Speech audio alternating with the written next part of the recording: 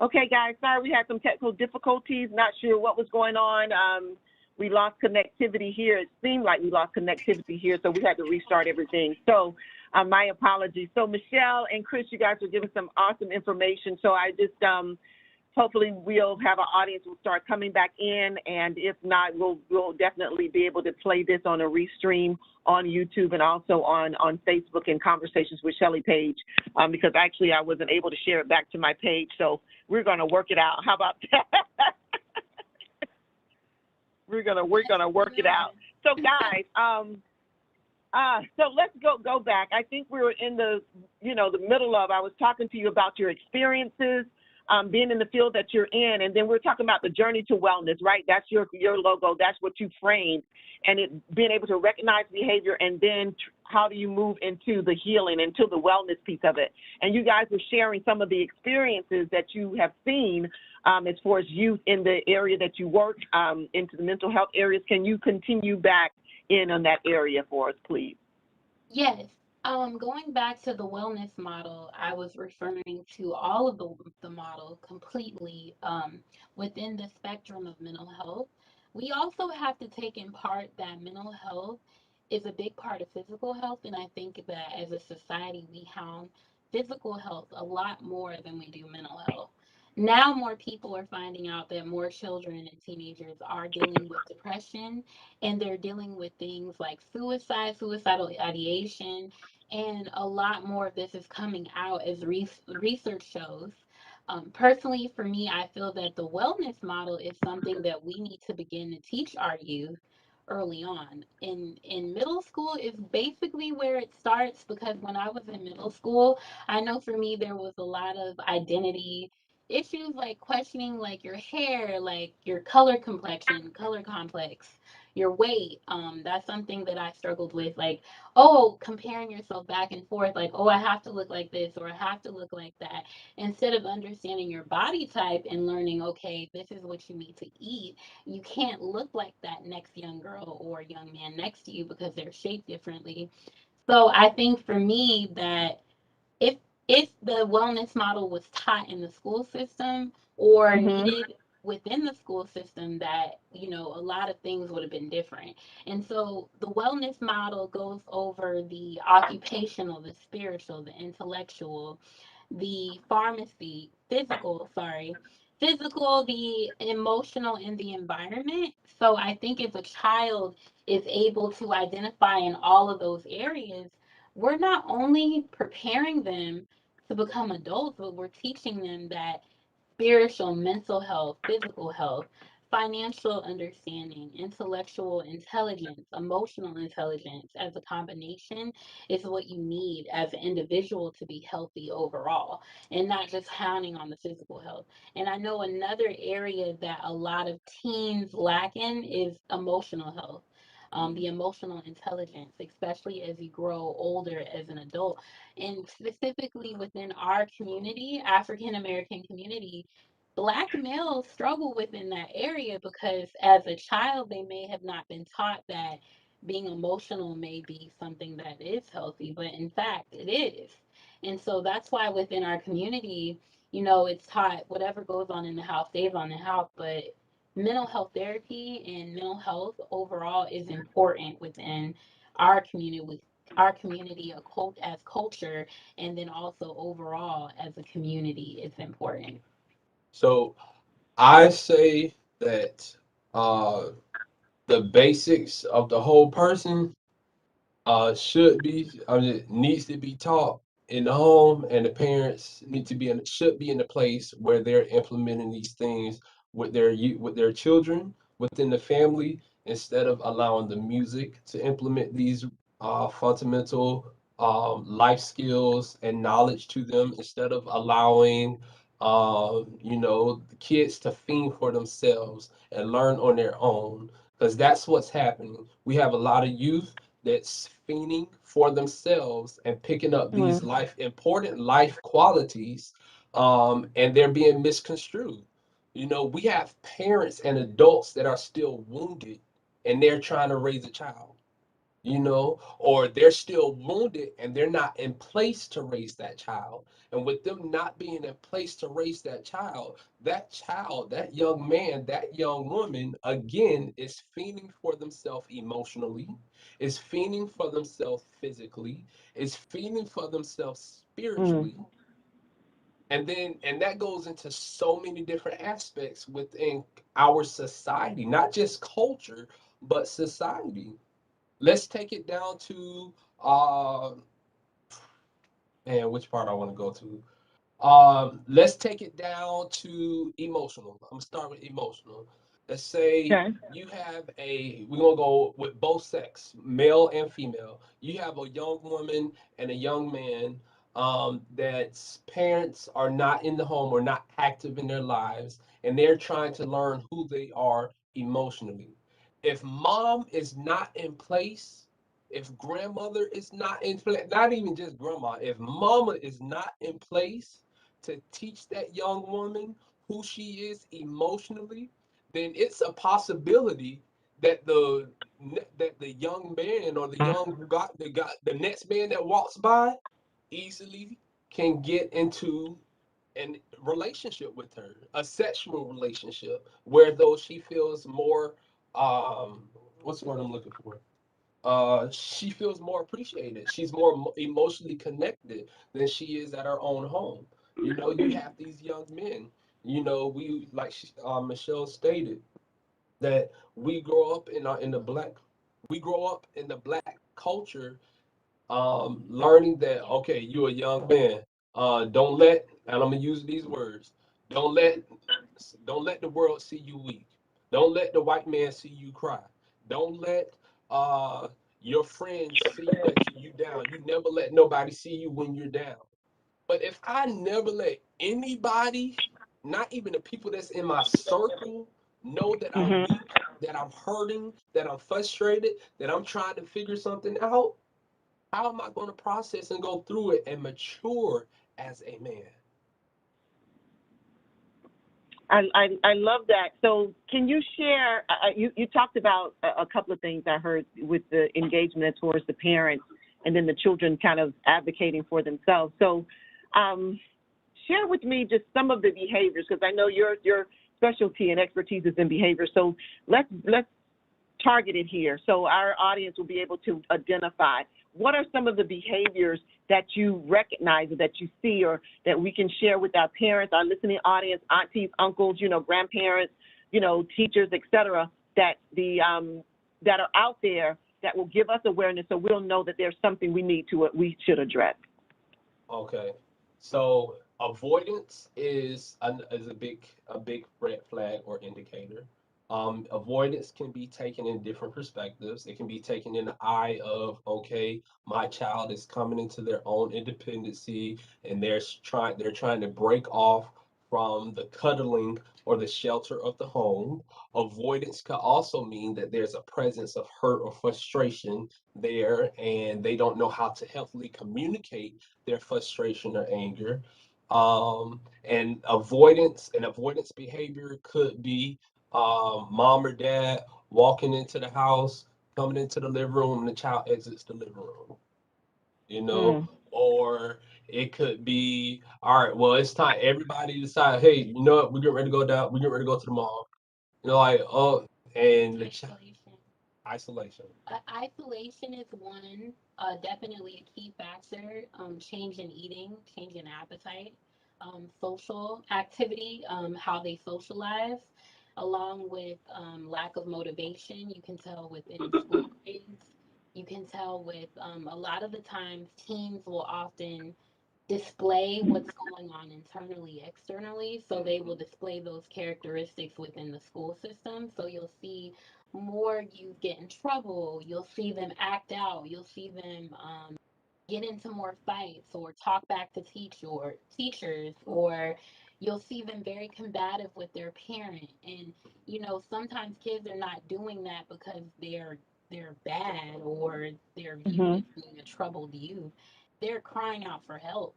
Right. And you got to think about it. Look like two things. One is Most times when parents do engage with their kids or when something major happens and they get into that conversation, the child or the youth normally says, well, you're not listening to me.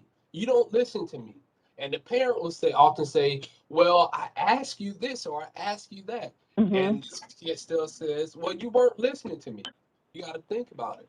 We're adults. So we've been through the processes of learning effective communication. They're still kids. So them having that maturity to confidently come and say, hey, this is what's wrong with me. I didn't like it when you said this, or I'm going through this at school. What they do is when you ask them something nice when you come home from work, they may give you a short and snip attitude with their response, and you take it off like, well, where did that come from? They're Mhm. communicating with you. You just have to have the knowledge to read your child and say, okay, something's wrong. And without an attitude from the parent's perspective, let me go approach my child and figure out, hey, what happened in school today? And I want to add that within a lot of research is being done on trauma informed care. A teacher could view a child as, oh, why aren't you doing Can you speak up schoolwork? a little bit, Michelle? Oh, I'm sorry. Can you hear me now? I was saying that a teacher could view a child as being, quiet or isolated in school or not talking, and they could think that the child doesn't want to do their schoolwork. But with Right. trauma, it affects the brain, and so that child is literally going back to trauma that they may be dealing with at home or trauma that they're dealing with on the bus stop or on the bus. And so the teacher is only viewing that child in one way where, they're being resistant, they're not doing their schoolwork. But meanwhile, this child is dealing with sexual abuse at home, and the child is still having to act normal in school and present themselves as presentable, and hiding that from the teacher. Or even at school, a child could be sexually abused. There is child on child sexual abuse. So there are a lot of things that go on within a child, and they're not able to verbalize like an adult is. Their Right. brain is still being developed. The brain is not fully developed until you're 25.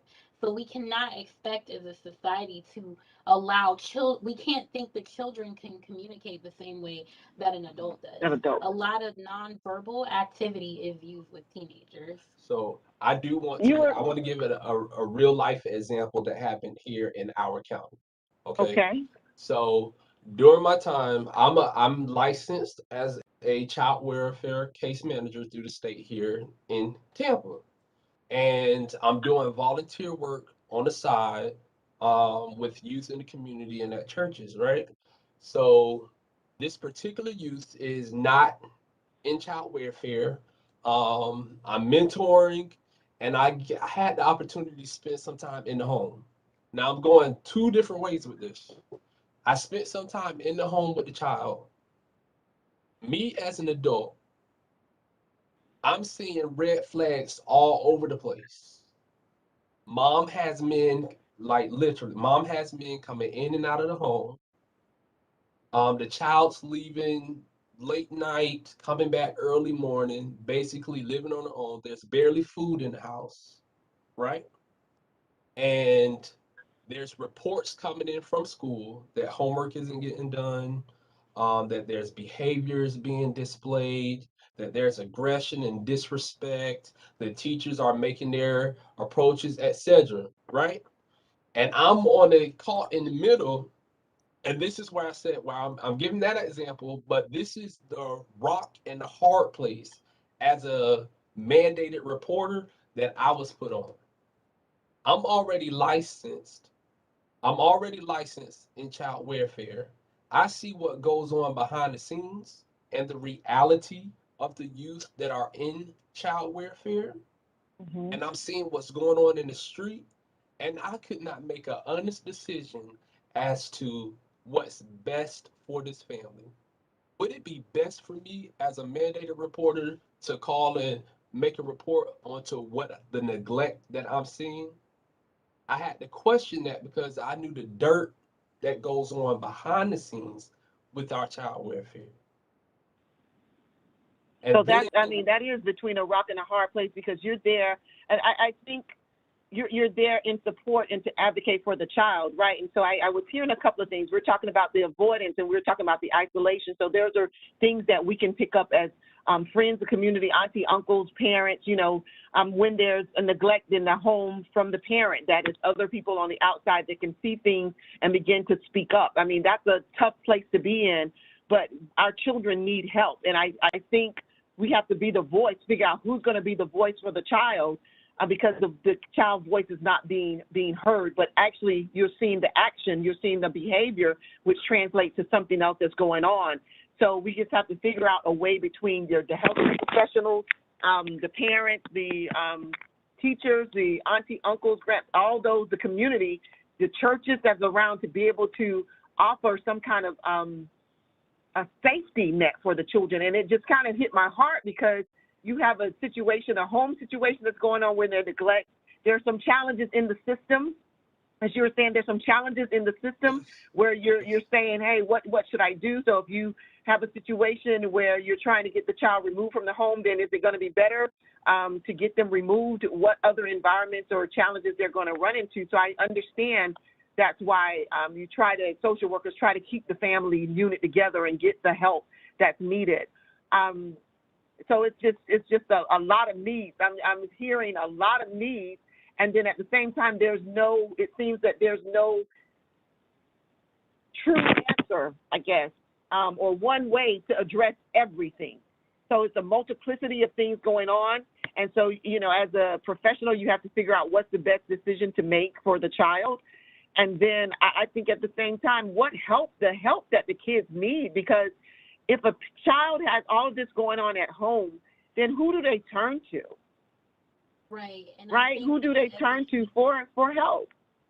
Right, I agree with you, and that's a question that as a community we need to start asking more of because children need to talk to someone. They have school counselors within the school system. They have social workers.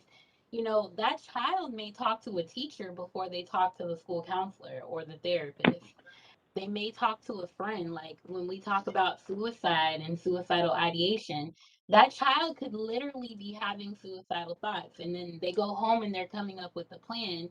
And then, boom, you find out that they actually committed the act, but no one was paying attention. Some children need to, I believe within the school system, we need to have more education and awareness and take the time to really have the funding so that we can have programs, so that we can have nonprofits that come into the schools to give more advocating lessons and have more tools and teachings on what suicide looks like. How do you talk to an adult? Because some teenagers, you can tell them, talk to your school counselor, your school social worker. They're scared of the word Baker Act. You know, they're scared of it. They're scared to even say, I'm having thoughts of suicide. We have to tell them and help them to understand why you have to talk about it and the purpose of it, and not scare them into saying, oh, well, you're crazy or there's something wrong with you, so you're going to be Right. acted and be put in an institution because you're having these thoughts. That's not normal, when in fact a lot of your peers and the adults that surround you are also having the same problems. Yep. And so in my professional opinion, I believe that as adults and professionals, we need to, a lot of us have been burnt out, a lot of us do deal with burnout, but we have to understand, if we are saying yes to helping teens, that we are on the front lines and we're the ones that are going to be shot down first. We're the ones that are going to Right. be an emotional punching bag sometimes. So if you are getting into the field, you have to understand what you're getting involved with, and you have to be prepared. You have to take care of yourself. There has to be self-care, because at the end of the day, we're raising our future. So we have to educate them on how to communicate. Communication for a child doesn't have to be verbal. It can be nonverbal. It can be, oh, how about you write a poem? Write a poem about how you're feeling. Draw it out. Right. Play some music. Scream it out. Play it out. Um, Scream. Maybe you need to just scream. How are you feeling? What are your tears feeling? You can cry. This is a safe place to cry. Those are all forms of different communication. Communication does not have to just be verbal. Teenagers they communicate a lot more non-verbally than they do verbally. Hmm. So we So, need to so, really educate on that. so Michelle, talk to me. Stay on the communication because we're in the social media platform, right? Yes. Everything is social. So talk to me about how you recognize things or how maybe kids act out behaviorally on their social media. All the different Instagrams, TikTok. It's so many different platforms here. So a lot of in the generation, the new generation that is developing, they do display characteristics of mental health issues based on what they're posting. For example, parents really need to be aware of what their children have because social media has taken a plateau far more than our generation when it was just MySpace. The dial-up internet could only get you so far. They have phones now where you can instantly take a picture and send it. And once you put it online, that's it. So you have childhood bullying that goes Mhm. on. There are children that will literally, a group of people could develop a page just to bully a child and get on there and tell that child, oh, you're this, you're that, you can kill yourself. Or they'll actually post fights that they have in middle school or high school and start rumors on social media while that child is in school. And that child has to still learn in school and they're still seeing these things online. And then when that child gets home, they have to battle it out because they're seeing stuff on social media while they're at home, while they're at school, and in the morning when they go to bed, when they wake up and they go to bed, they're seeing all these things. So you will definitely see some things that are red flags by what they post, what they're wearing, what they're talking about.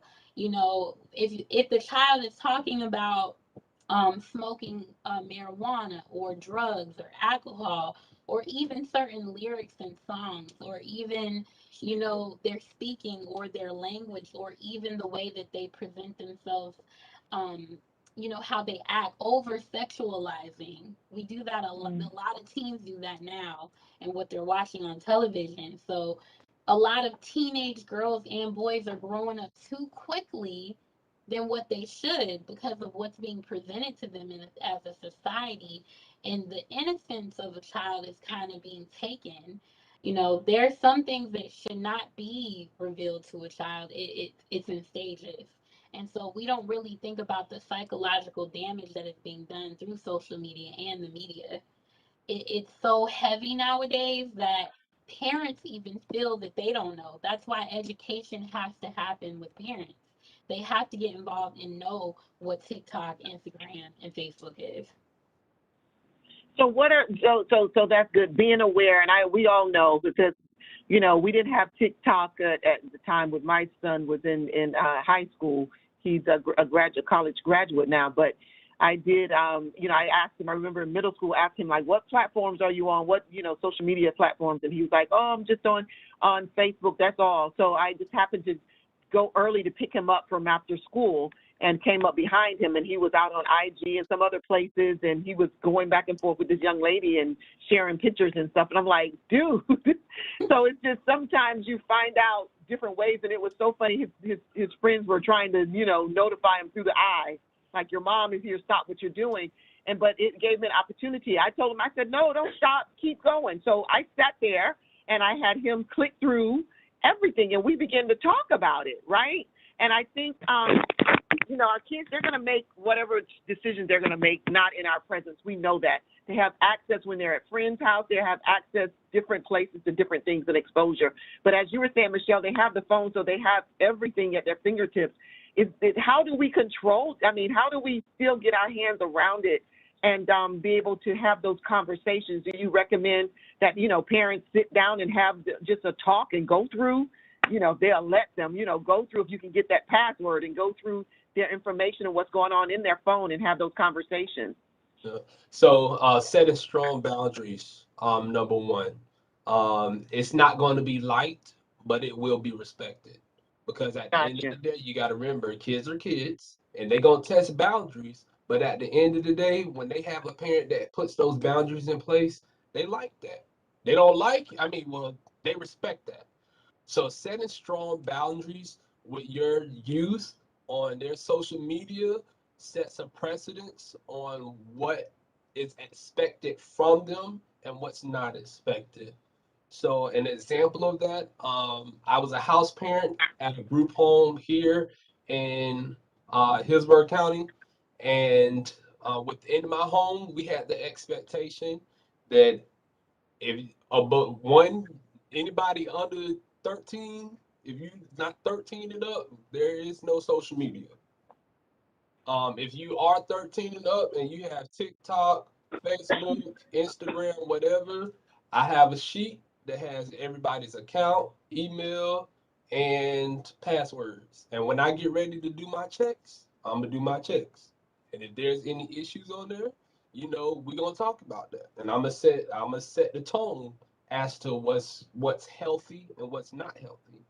Hmm. And even in between that, I don't give space for them to think, okay, well, man, Mr. Chris just mean, or he just want to be all up in my business. No. Before I even get your password, before I even do my checks, weeks in advance, I'll sit everybody in the house down. We'll have a house meeting or a family meeting, and I'll say, hey, these are the dangers that's going on in our community right now regarding your peers, you all, and Instagram. So this is why Mr. Chris is going through your Instagram to make sure that there's no 28-year-old women or men looking at coming to speak with you all. To make sure that Right. you all are not sexting because that leads into other behaviors. To make sure that there's no one that you all aren't clicking to create a game or you all aren't planning to do. We're I'm setting that protocol or that expectation as well as calling out what could happen, and it's a teaching moment. It's not an aggressive thing. It's a teachable moment, and they respect that a lot more than just letting them do whatever they want to do. So talk to me. So for those parameters, I like how you said it, setting boundaries and staying strong with those boundaries and following through on those boundaries. So um, it's good to stick to it so that way it's understood and it's respected. But I know sometimes parents are so, well, they'll take the phone and they'll say, well, you can't do it. And they'll say, oh, well, one parent say, well, let them have it. And so you have that conflict, going against each other. What situations would you say would cause the need to take a phone from the youth? Because it's like if you take a phone from a youth, they lose their mind. Talk about mental illness. It's I, like they really you lose their mind. So you take the Wi-Fi how do you out, manage that? right? Okay. So I would say for youth with their phone, there should be limitations with when they use it. You know, a child, in my opinion, should not be on their phone all the time because if they're interacting socially via the internet or on Facebook, Instagram, a child is also that's going to mess up their development because you need to know how to socialize in person. So Right. a healthy way of doing that is for parents to really help their children and see that it's good to do extracurricular activities. For example, your child can play a sport. They can be involved. In Tampa, there is a poetry organization for young adults. It's called Heard 'em Say.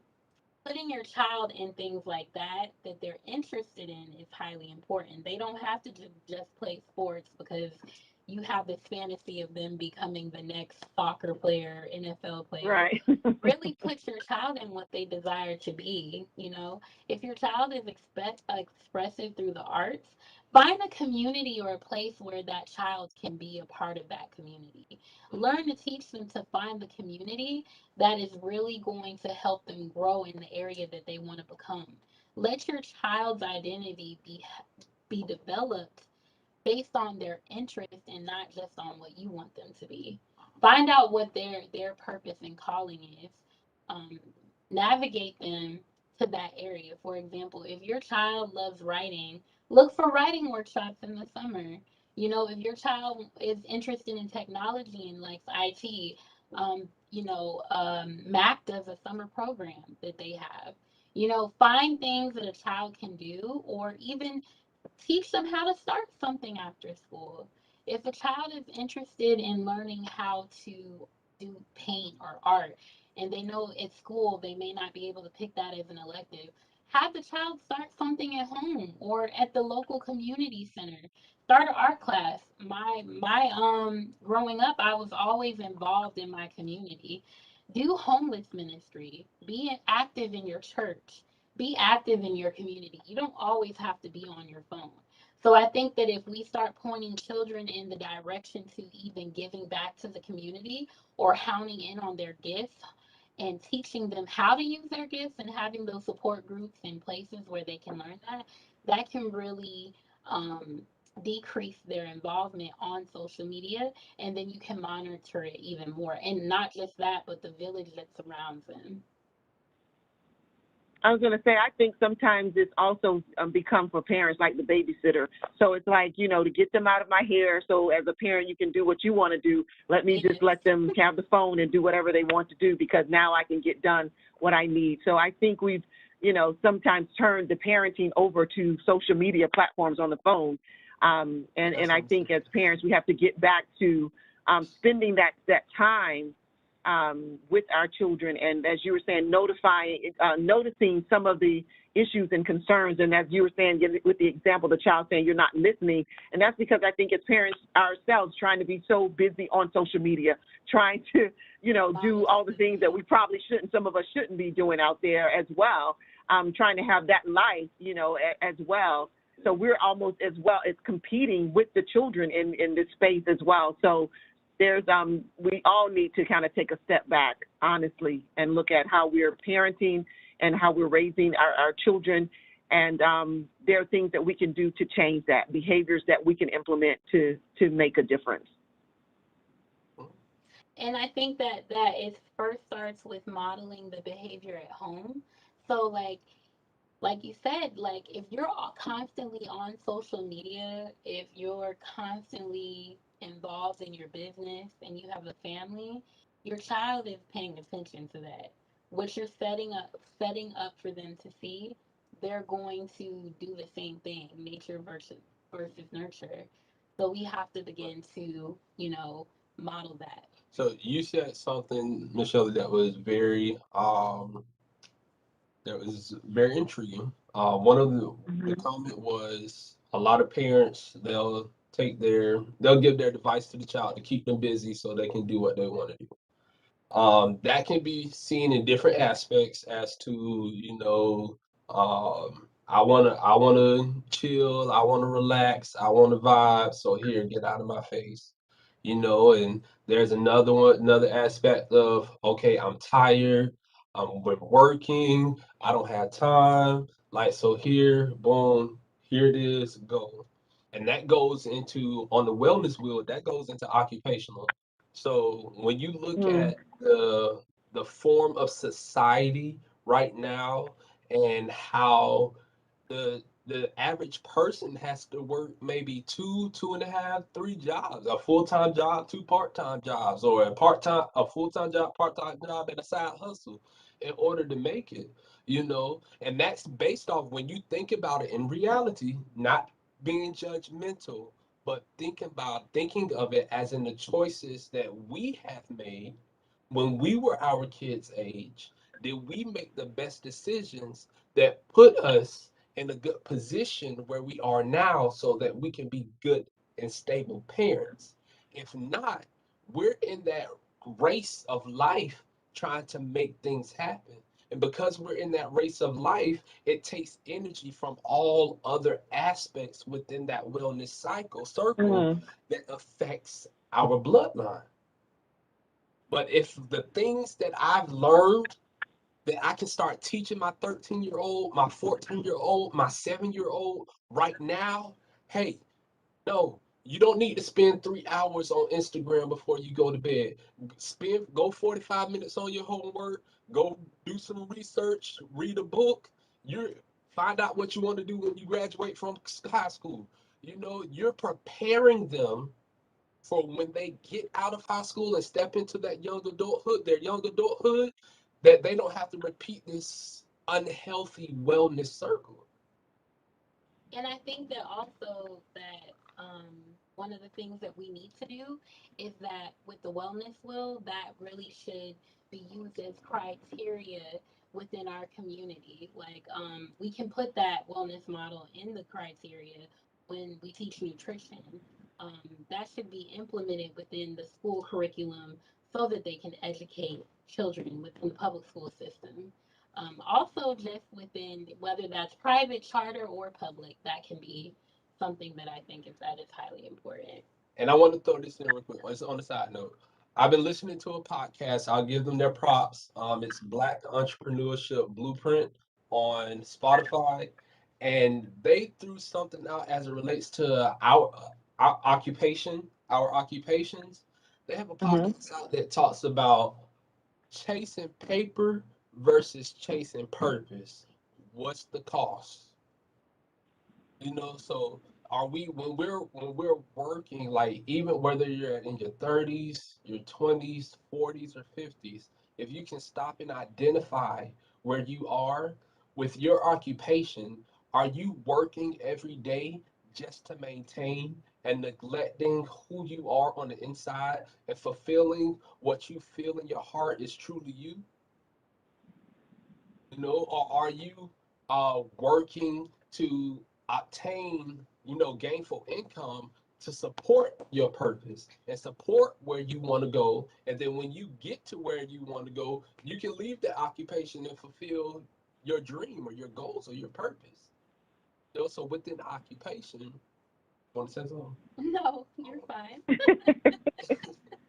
So guys, as we talked, we kind of went through. I want to talk about, like I said, that journey, and we were going through with that wellness wheel. So, um, we talked about behaviors. You modeled some of the behaviors and shared some of the things and some of the signs, and that we as parents, as community, as churches, as teachers, can identify and get help for our kids. So that's the thing I wanted to ask next is.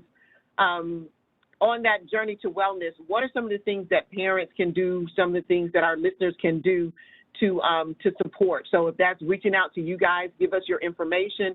If that's, make communicating within, with the teachers, et cetera, with parents, what things can be done? Because some parents just don't know where to start and how to help their child. So what can be done to help to that journey of wellness? So we personally started Journey to Wellness because we ourselves are going through the process of that process of the wellness model. I'll let Chris go elaborate more into why we started it, but having parents reach out to their local school, wherever they go to school, the social worker actually has resources that they provide of different programs and nonprofits that they can connect with. As she speaks, it focuses on young adult women and also adults. So we really support women and the young adult women in our community. As adults, we need support as well.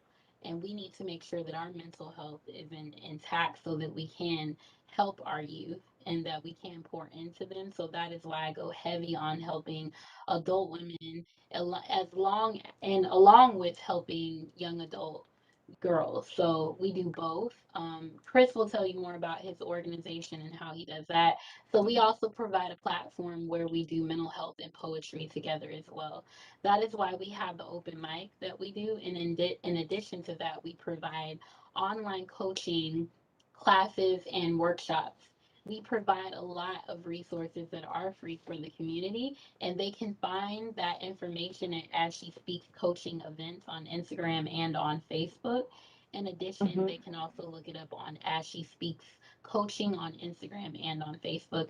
And Journey to Wellness, we are documenting our personal journey, and we will be putting up reality Yes, as a couple, because as a couple we want to be healthy mentally, physically, spiritually. yes. We're in the community helping through social services, and we have to be mentally, physically, and That's right. spiritually healthy. That's So wow. that is why we started Journey to Wellness, but I'll let Chris go Yeah. into more info. So, to answer your question, what resources can parents, churches, mentors reach out to for their youth or adolescents? Start within your community. One of the major resources that we have is 211. 211 is there as a directory to, 211 star. They are there as a directory to lead you to any resource that you would need for housing, whether it's shelter for a homeless shelter, housing assistance for rent, utilities. If you're in the rears regarding certain aspects of bills, mental health services, crisis, physical health, they have a directory for an array of things. There's also programs in our county that are specified for youth that a lot of churches don't know about, that a lot of mentors don't know about, and parents. You have Success for Kids. You have SINSFINS. SINSFINS stands for CINS/FINS. It's Children in Need of Services and Families in Need of Services. That's here in our county. Mel? I said good stuff. Anything else? And I wanted, as we were waiting to see if there's anything else you want to add as far as resources, Chris. To our Facebook audience and YouTube audience, if you have any questions, go ahead and put them in the comment section so we can ask. We have a couple of questions that have come up, and so I want to make sure I get to those before we close out. So any other resources, Chris? Definitely list. Yes. TWC, the Winner Circle. We are a mentoring program here in Hillsborough County. I am doing a pro bono right now for the school year of 2021 to 2020. It's 2021 to no 2021 to 2022. I am only taking a max of 10 youth, and that's throughout Tampa Bay. Right now, I am at 5. So I only have 5 spots that are left open. And what we will do is discuss, hone in on individual skills, social skills, career readiness, um, job prep, everything, anything that's needed, tailored towards that child and that family. It's similar to a target case management model. And how we started Journey to Wellness, we as a couple, we sat down together and we had hard conversations regarding our individual traumas, and how we need to process through our individual hurts so that when we come together and communicate, I'm not taking my frustration and my past hurts on her, and she's also not carrying that on me, and it's messing up us coming together. So we had the idea. Actually, like I was one, I ain't gonna lie, one day I was in prayer and I was like, Lord, what am I gonna do now? And when I came out, I heard the words like journey to spiritual wellness and physical fitness. So I was like, yes. And also, we will be working on doing workshops and providing workshops and speaking engagements to the community. So you can actually email us. You can email us via Yahoo. We have an email address. It is journey2fitness813@yahoo.com. So we are open to doing workshops and coming to speak at school, doing engagements within the community. As we said, we do work in the school system and with the social services of Hillsborough County and throughout Florida. So we're trained professionally to talk about mental health, physical health, and all of those aspects, and behavioral health, along with our full-time 9 to 5 jobs and along with our side businesses. We are very open to helping in that way. So please, please, please reach out to us so that we can provide more resources and information to you. And if you have any youth that you want to refer or want to be a part of the Winner Circle, you can go to our website at www.wynnerscircle.org and click on the referral link and fill out the referral. We'll get that directly through email and we will be in contact. And we have a monthly As She Speaks meets mental health. As She Speaks presents Poets Meet Mental Health. So if you know any Mm-hmm. young adult, young girl, adolescent that is interested in poetry and mental health, we do groups virtually every month. In addition, we do have an open mic where we encourage all women to come out and do their poetry. That's done quarterly. And that will be the next event is on the 18th, this coming Saturday. So look out for that. Due to COVID, we are not doing that as much, but you will begin to see as things get better that you can find those type of events for us at As She Speaks event. So let me just a couple of questions that have come in regarding the resources. So any of the resources that you shared, are they affordable? Any costs associated with them?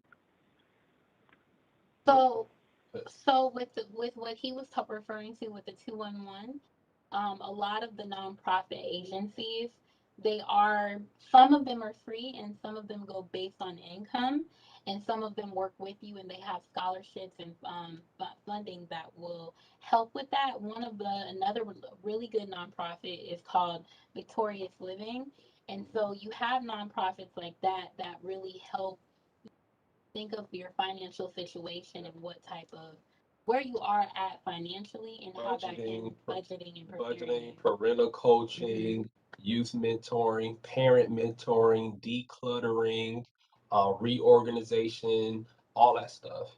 Um, then I know that's with VLI Victorious Living, Victorious Living actually has classes on like budgeting and finance and things domestic like that and violence. domestic violence. So there are Okay. nonprofits that do provide free services. Yep.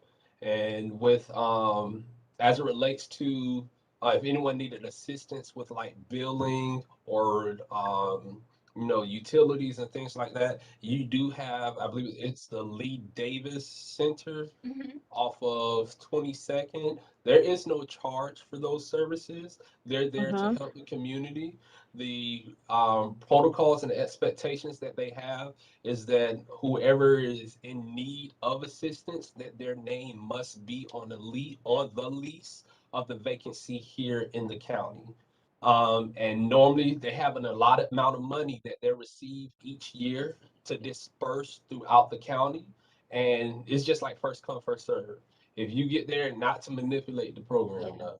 But if you Yes, please don't manipulate the program. But there's also the Yeah. Children's Board and the CDC in Tampa that are both yes, able to provide and services. we are members of the Children's Board as well. So we're partnered with the Children's Board, TWC, as well as Victorious Living. They're part of the Children's Board. You have, was it Bubba? Oh, I forgot the Bubba something. I forgot the name, but You got, Yeah, yeah, so Bubba. yeah, That's yep, in, yes, that's yes, with Jalem. Mm-hmm. yes, yes, yeah. yes, yes. Yeah, and then you got GQ3 services. That's an awesome mentoring program, especially for the youth that are in the East Tampa area. They host their services right there out of the Dream Center. They do financial readiness. They do sports preparation. They do all kind of stuff for those kids from like ages 6 to high school.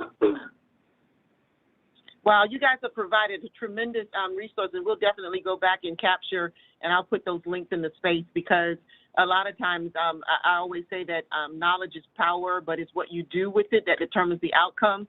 So Facebook family, YouTube audience, we're bringing you the information, the resources. We'll be putting additional links inside of the space. So please take advantage of that. You know, it's help out there, but you got to reach out to get the help, and for yourself, for your family, and for your children. So, Chris and Michelle, a couple of questions has come through. So this is the situation. Someone said there was a situation where they experienced a parent verbally abusing a child because he did not say the things she told him to say to the doctor in order to receive a check. And so as a follow-up, their question was, what about the issue of forced mental disability by parents or guardians for monetary gain? For example, SSI or what they call, some people call it a crazy check. Right. Right. I got a lot to say with that one. Go ahead. There was a case, if you all haven't seen it, but there was a young girl that was that had to basically lie and say that she was in a wheelchair and that she couldn't walk and that she had several disorders, that she was sick. It's an actual disorder.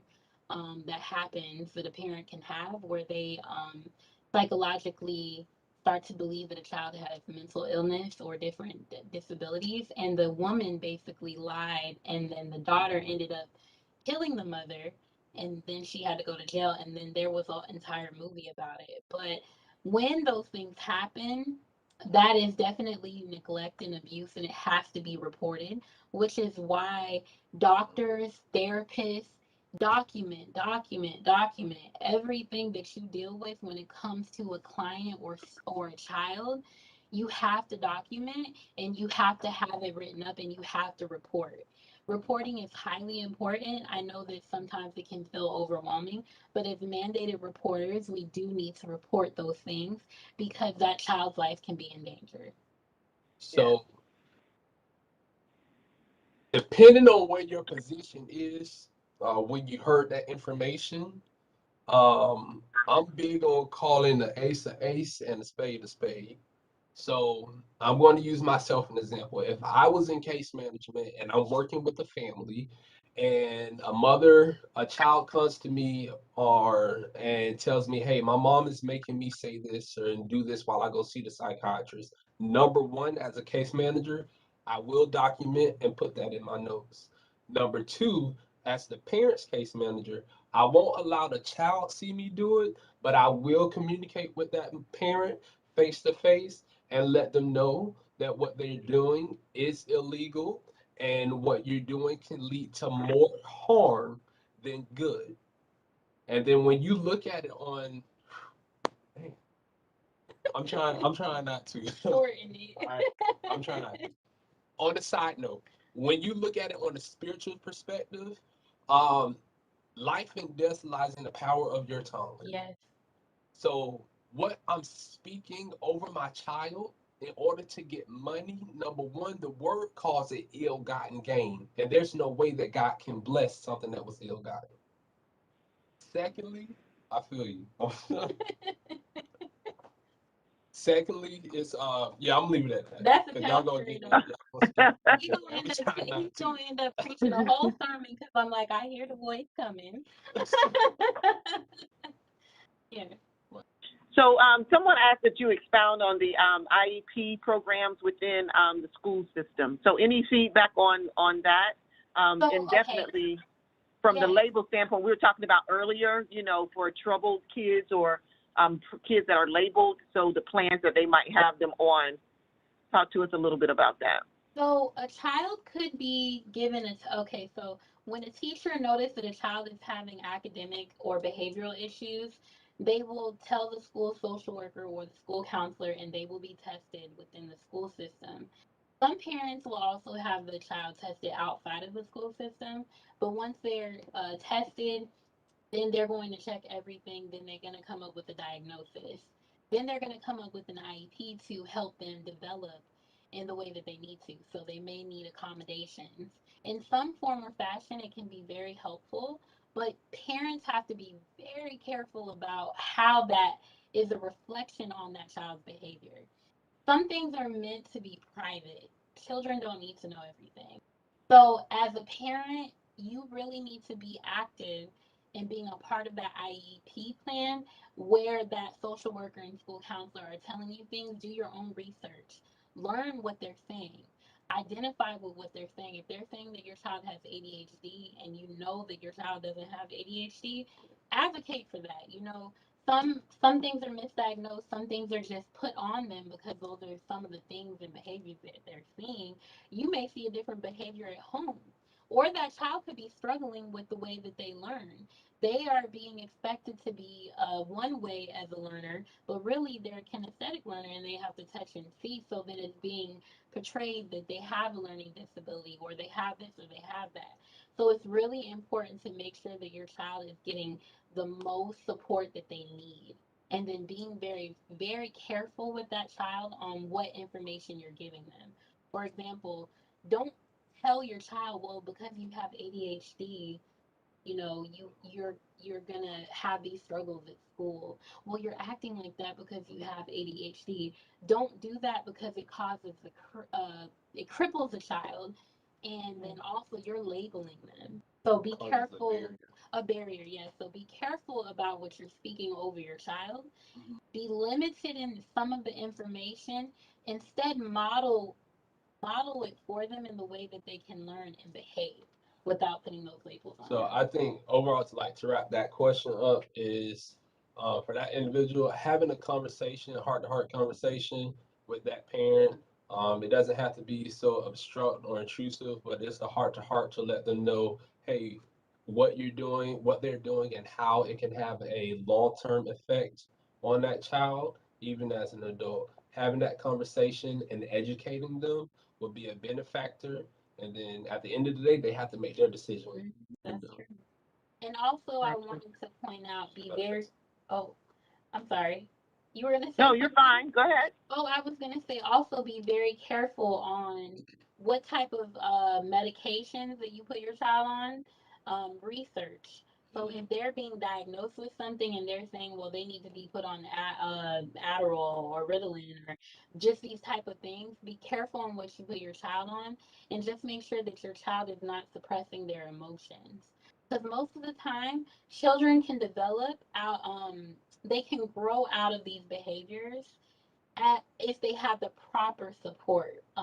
Counseling, mental health counseling is really good and it can be very resourceful for children who are dealing with behavioral things and things that are going on because it affects learning. I will say that if your child isn't comfortable with seeing a mental health counselor or a therapist, connecting them with a positive adult influence Like a that mentor. like a mentor, past someone, that's a benefactor as well because you still have those individuals that don't agree with therapy, that refuse to, but they can still get wise counsel through having positive relationships with someone that has that psycho education. Thank you. So, guys, hey, we have had a wonderful, tremendous conversation, and even with the technical difficulties, being able to come back and just have the detailed conversation here has been tremendous. You guys have provided such insight, such education to myself and to our audience, and resources to be able to move things forward for those that are in need with their own personal lives, the adults and parents, and also for the children. So as we bring this to a close, Journey to Wellness Health, it's a mind, it's a body thing, and Journey to Wellness, what I do realize is that anything that you're doing to get to this level, it takes participation and it takes work. And but it's worth it, right? It's worth it Yes. to have the health, the mental health for ourselves and also for our children that will be leading this community, leading our country, right? And we want our children healthy. And I think that the other thing is, you talked to us about signs, but you also talked about how we should engage and communicate with our children, to be a listening ear, and how we navigate through with the social media platforms that's out there today. So you've been so helpful being young people yourselves, and knowing, having the knowledge that you have to be able to give back. So with that, as we get ready to bring things to a close, any last words from you, Michelle or Chris, to our audience, and then we're going to close things out for today. For all of our social services, clinical therapists, social workers, caseworkers, everyone that's working in the mental health field, the ones that have the secret capes on that are not shown, take care of yourself. Make sure that you are doing the same thing that you're giving out. You can't pour from an empty cup. Yes. And we know to our social workers, case managers, teachers, etc., you all are overworked and even at some places underpaid, but you still have the heart to continue to do what you do. As she said, take time for yourself to be refilled, because when you're refilled, then you can effectively continue to move. And to any youth, young adults, adults that are listening, if you are in a hardship, if you're struggling and you're trying to find who you are or trying to make it to the next level, where you are at right now, it's not the end. If you can find the strength to push forward, push through, you will soon overcome and achieve what you're hoping to see. So stay motivated. Good stuff. Hey, guys, someone mentioned in the chat, and I don't know if you want to highlight anything here about food ingredients linked to ADHD in children as well. So that's Oh, something they yeah. wanted to highlight. Yes, definitely. What children eat definitely affects their well-being and their mental health, and what possibly could be diagnosed, like you said, as ADHD or even depression. I'm gonna make this under 30 seconds. I read information on the difference between Europe, the UK, and United States in our food production. There's certain chemicals in our food that the UK has banned from the distribution of their food products because they know the mental health and the physical defects that it has on their population. Uh, One other thing, one of the comments here, what are the signs that my child may need to see a professional? Okay, so I my true belief is that if someone is seeking to go to therapy, they're one of the strongest people because they're choosing to focus and work through things that they need to improve, which is not easy. I would say that if your child is showing signs that they need someone, they need another outlet to speak, someone to speak to, or another outlet, that's a sign. It doesn't have to be severe. It doesn't mean that a child has to have deep depression or they're suicidal. It could be that that child just needs an outlet where they feel supported and they need to process through Or just some talk. of their emotions or talk before it progresses Yeah. to depression or suicide. Now, on the other level of when it can become signs of depression or isolation or behavioral things and things of that nature, definitely those are red flags. Yep. But if you can prevent it before it gets to the red flags, that's highly important. If your youth or your child doesn't want to talk to you, that's a sign to look for other avenues. And it doesn't have to, they don't have to, before it can escalate, like she said. So if they don't want to talk to you and they're shutting down, you start trying to look for other avenues for them to at least talk. Because sometimes just that talk get them on point.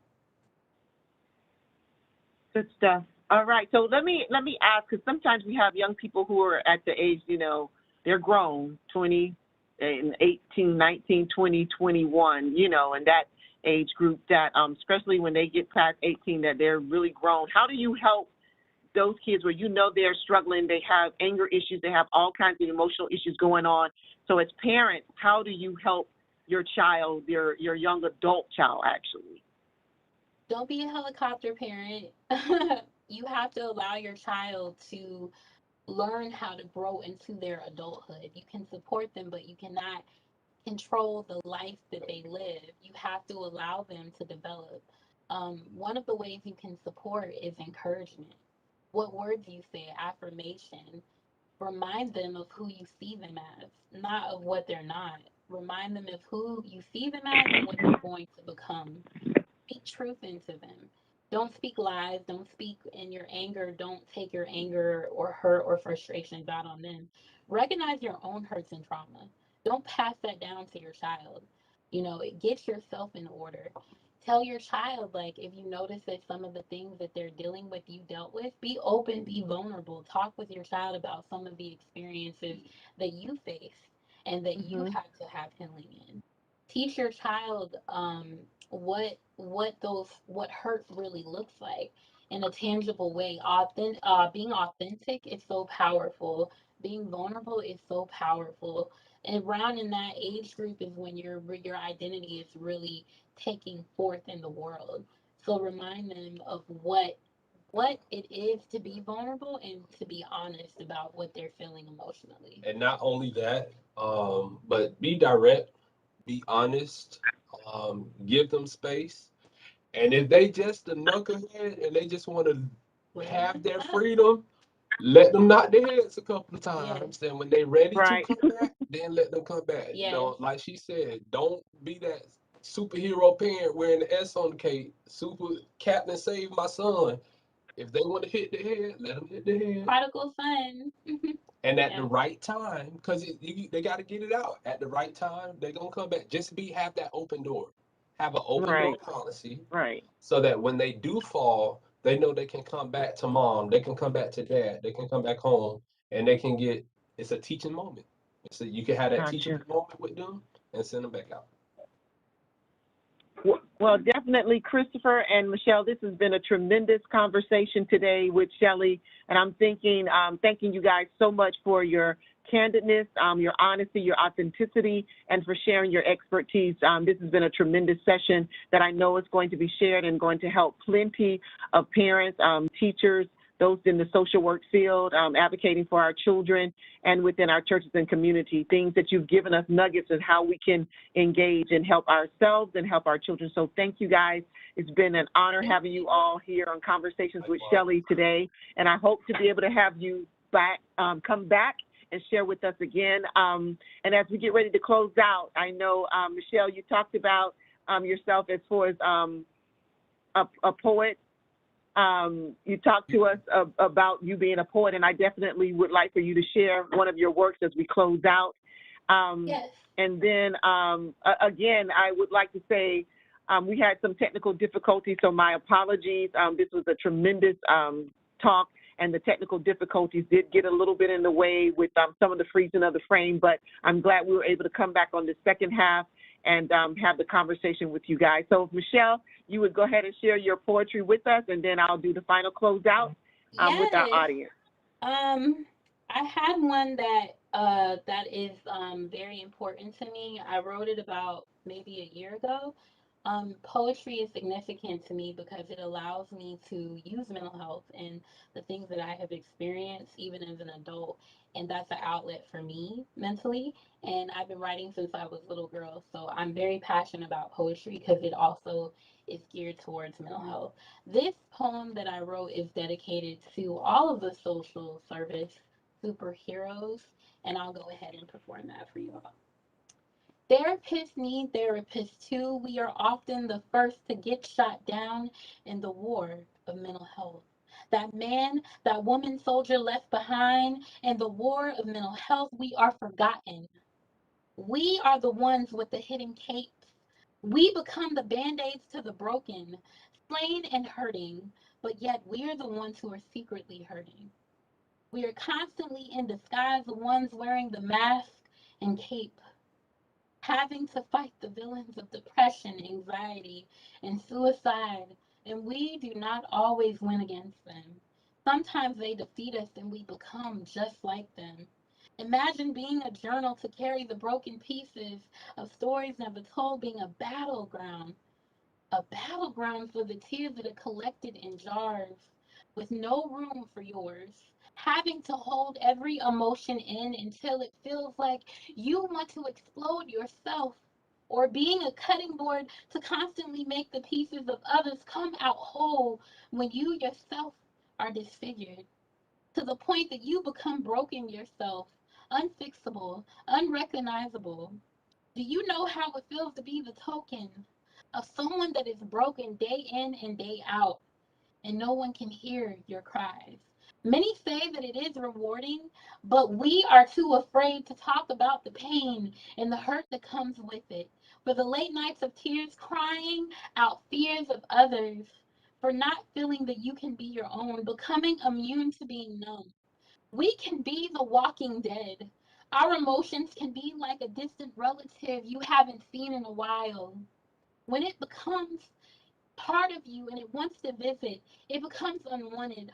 Our hearts constantly have to hold others' hearts to the point that we cannot even recognize our own hearts. And they say not to take that home with you. But tell me how I can leave the pain of hurting clients and people at work when I hear their cries and their stories and their trauma and it visits me at night. Tell me how I can leave generational trauma and family pain at work. Tell me how I can leave victims of sexual assault and domestic pain and abuse at work. Tell me how I can take off this cape when I was born with this burden to carry. Tell me when tears are no longer like rivers that I have to carry. You see, you don't understand what it takes. You don't understand all the late nights that I have had to invest in emotionally.